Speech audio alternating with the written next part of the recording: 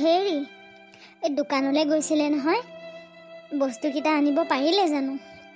আজি ৰাতিটো জোখাৰেহে চাউল আছে। ৰাতিপুৱা ল'ৰা ছোৱালীকেইটা স্কুল খাই যাবলৈও নাই। মিঠাতেল নাই, আলু দুটামান আছে, পিঁয়াজ এটা আছে। কল্পনা, জীৱনটোৱে মোৰ লগত বৰকৈ হেতালি খেলিছেও। ল'ৰা ছোৱালীকেইটা উঠি আহিছে, ভালকৈ সিহঁতক এসাঁজ খুৱাব নোৱাৰা হৈছোঁ, পিন্ধাব নোৱাৰা হৈছোঁ, তোমাক প্ৰয়োজনীয় বস্তু এটা দিব নোৱাৰা হৈছোঁ, দুবেলা দুসাঁজ খাবলৈও যোগাৰ দিব নোৱাৰা হৈছোঁ। নাজানো কিয় এনেকুৱা হ'ল মোৰ লগত। আপুনি চিন্তা নকৰিব দিয়ক।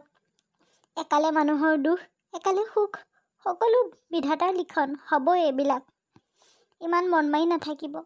হ'ব দিয়ক, আলুটো আছে নহয়, তাকে মই দালি এমুঠিমান আছে, খিচিৰিকে বনাই দিম।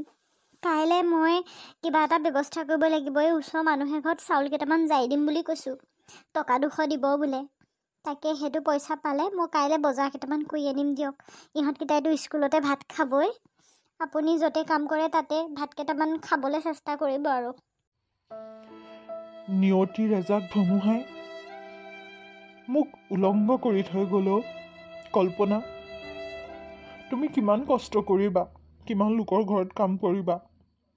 মোৰ নিজৰলৈকে লাজ লগা হৈছে জানানে।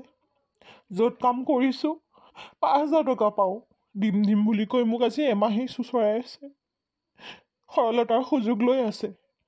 কল্পনা, কি কৰিম কোৱাচোন? বৰ লাজ পাইছোঁ তোমালোকৰ আগত। হেৰি, তেনেকে নক'ব। আপুনি তেনেকে ভাগি পৰিলে মোৰ বৰ দুখ লাগে জানেনে। দুসাঁজ লঘোণে থাকিব পাৰিম, কিন্তু আপুনি এনেকে মানসিকভাৱে ভাঙি পৰাটো মই একেবাৰে সহ্য কৰিব নোৱাৰোঁ। হ'ব, বিপদ আহিছে, দুয়োজনে মিলি আমি সমাধান কৰিম। আপুনি নিজকে কিয় অকলশৰীয়া বুলি ভাবিছে, আৰু কিয় আপুনি লাজ পাব? সুখত যদি মই আপোনাৰ সমভাগী, দুখতো মই আপোনাৰ সমভাগী। গতিকে কাৰোবাৰ ঘৰত দুটা কাম কৰিলে মই সৰু হৈ নাযাওঁ দিয়কচোন।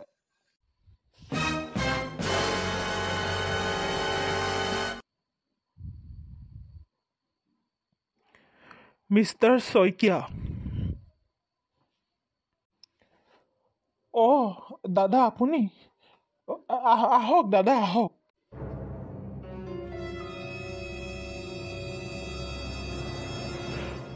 মই ইয়াত বহি চাহ ভাত খাবলৈ অহা নাই। 2 মাহৰ ঘৰ ভাড়া ক'ত?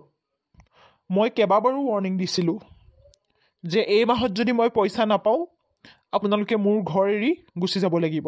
2 মাহ হৈ গ'ল, ক'ত ঘৰৰ পইচা? দাদা, মোক আপুনি যেনে তেনে আৰু 10 দিনৰ সময় দিয়ক। মই 1500 টকাকৈ 3000 টকা 2 মাহৰ পইচা মই আপোনাক দি দিম। দাদা, আপোনাক মই সঁচা কথা কৈছোঁ, শৰ্মাদাৰ ঘৰত মই কাম কৰা 5000 টকা পাওঁ, কিন্তু আজি এমাহ ধৰি মোক চোঁচৰাই আছে। সেইকেইটা পইচা পালে আপোনাক মই দিম বুলি ভাবি আছোঁ। আপুনি যদি বিশ্বাস নকৰে, লাগিলে তেওঁক সুধি ল'ব দাদা।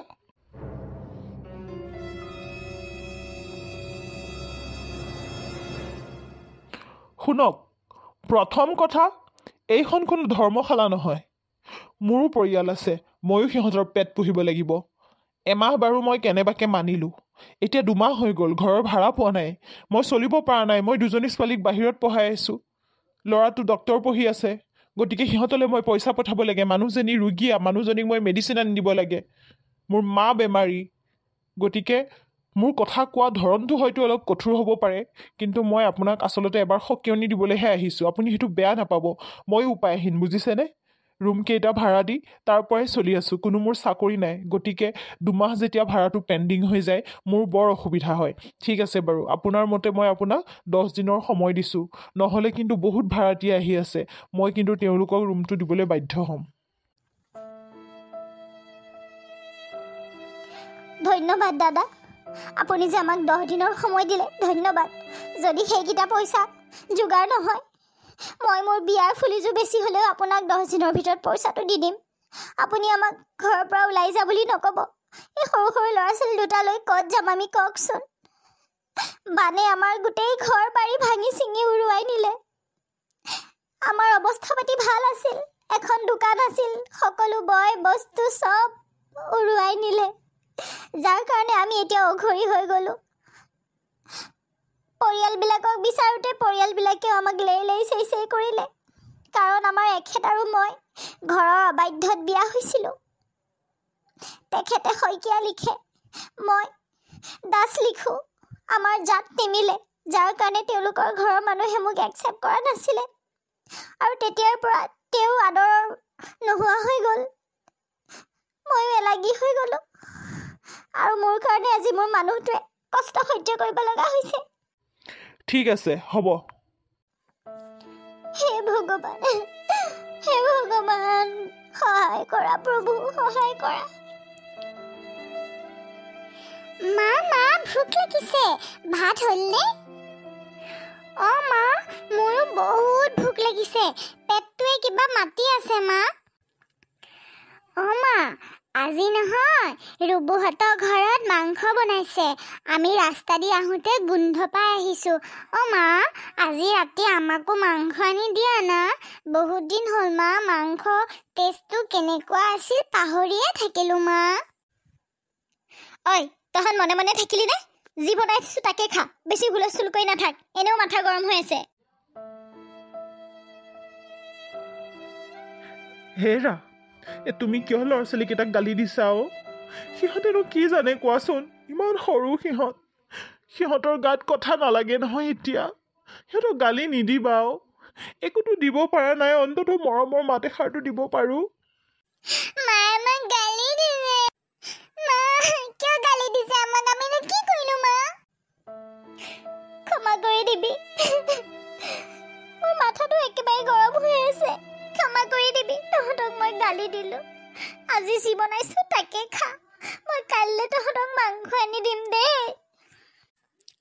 মা, আমাৰ ইমান ধুনীয়া পাকা ঘৰ আছে, আমাৰ পইচা কিয় নাই মা? যদি আমাৰ পইচাই নাই, পাকা ঘৰনো কেনেকে বনালা মা? বোপা, এইটো আমাৰ নিজৰ ঘৰ নহয় অ, আমি ভাড়াহে থাকোঁ। ইয়াত থকাৰ বিনিময়ত আমি ভাড়া দিব লাগে। আমাৰ নিজৰ ঘৰ এটাও হ'ব দিয়া বোপা।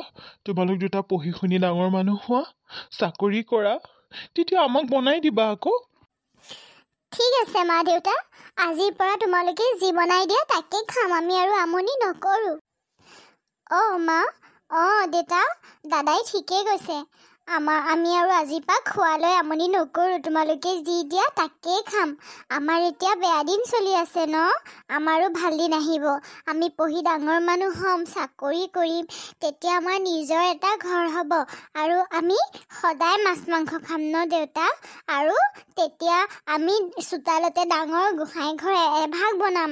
মায়ে এতিয়া ভিতৰতে কাপোৰ এখনমান টানিয়ে তাতেই সেৱা কৰি থাকে। ভগৱানক ভাল জেগাত থ'ব লাগে ন মা? হয় মাজনী, ইমান বুজিছে আমাৰ সোণজনীয়ে এইকণ বয়সতে। তহঁতক মই গালি দিলোঁ, ক্ষমা কৰি দিবি বোপা মাজনী। একো নহয় দিয়া মা, আমি কিবা ভুল কৰিলে যাতে তোমালোকে ক্ষমা কৰি নিদিয়া, একো নহয় দিয়া, আমি বেয়া পাই থকা নাই নহয়। অঁ মা, দাদাই ঠিকেই কৈছে, আমি একো বেয়া পাই থকা নাই দিয়া। পঢ়া শুনাও কৰিলোঁ, আন নহ'লেও হাই ছেকেণ্ডেৰী পাছটো কৰিলোঁ, কিন্তু বানপানীয়ে গোটেই মোৰ মেট্ৰিক হাই ছেকেণ্ডেৰী চাৰ্টিফিকেটবোৰ উটুৱাই লৈ গ'ল। এতিয়া সেইবোৰ বনাবলৈও 10-20 হাজাৰ টকা লাগে, যাৰ কাৰণে মই কিবা কিবি চাকৰি বাকৰি এটাও এপ্লাই কৰিব নোৱাৰা হ'লোঁ। সৰুৰ পৰা মাহীমাৰ জ্বালা খাই খাই, কষ্ট খাই খাই যেনে তেনে হাই ছেকেণ্ডেৰীলৈকে পঢ়িলোঁ। তাৰপিছত আকৌ প্ৰকৃতিয়ে মোৰ লগত এনেকুৱা কৰিলে। কিমান যে ধুমুহা মোৰ জীৱনত। ধুমুহা